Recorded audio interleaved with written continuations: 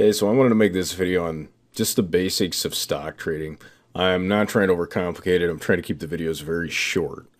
There's a lot of videos out there that go on for 15 minutes just trying to explain one thing, and I realize it could be a lot simpler than that. So right now we're continuing to look at this company, say, hey, you know what? Maybe I want to go long. So I'm going to buy my first stock position, and I've never bought before. So you're always going to buy on the ask, and you're going to sell on the bid. So as you can tell, this has about a penny spread right now.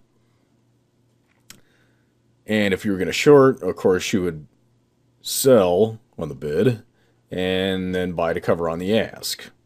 If you don't understand that, I'll cover it later. Just look up short selling, and I should have a video on it. Eventually, if I don't have one now, I will have one. So let's go ahead and set this up. 68.94. You can see we have a spread, and we don't really use that. That's meant for options, derivative contracts. The side, of course, is a buy. If we switch it to sell, you notice that the price changes according to the bid. And if we go back to buy, it's going to switch back to the asking price. So now for our quantity of shares, if you're going long, it always needs to be a positive number. If I took this down like to a negative, you could tell it turns into a sell order. So let's go ahead and bump this up to about 1,000 shares. And this is our symbol, which is FB. The type of security, it's a stock. The price, 69.01, limit order.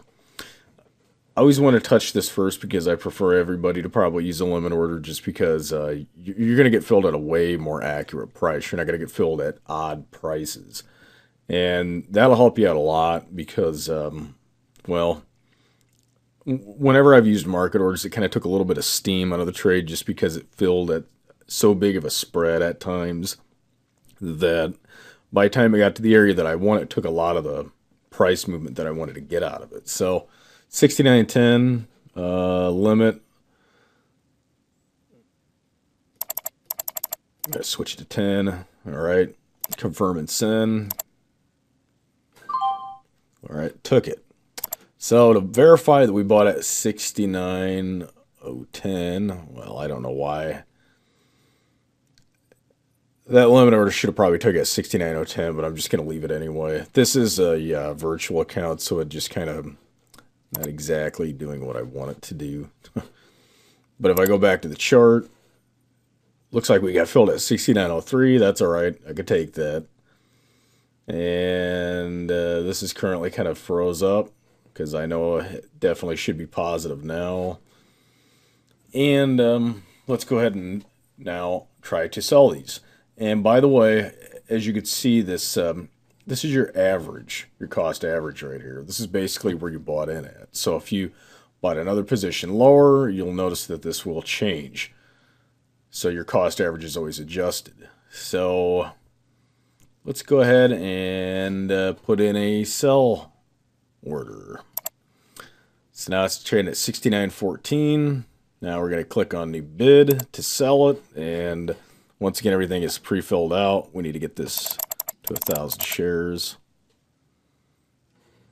And 69.19, I say I'll sell it at 16.20. Do a limit. Go back to the chart. As you can tell, it's up here. As soon as it touches that, it takes it. So there we go. This tutorial totally worked out the way that I wanted to. A little bit, besides this actually freezing up. Usually that will move exactly as you're in the position, considering that you have good internet connection and everything else. But that's basically how you buy and sell a stock. Same thing if you were trying to short it. It's just the opposite. You're selling it and then you're buying to cover. And that's if you're betting it's going to go down. Once again, before I wrap this up, if we go into the monitor, we can see exactly our fill prices. So, bought at 69.03, sold at 69.20. Now, real fast, to figure out your profits fast without really having to use a calculator, we have 1,000 shares. So for every penny movement, what are we making on this? Well, move the decimal place over 2 spots. You're making about $10 on the penny. And from 20 to 69.03, so I had a 17-cent change. Once again, if you can't add it up, all you do is just have to take 0.17, whatever penny amount that it moved. So if it was like 50, maybe we got 50 cents out of it, times 1,000 shares, it's already going to be $500. We know that. But we basically made 170 on this trade. 17-cent change times 1,000 shares. So that's going to pretty much wrap up this video. I will touch all the other orders, the market orders, in other videos, so please stay tuned.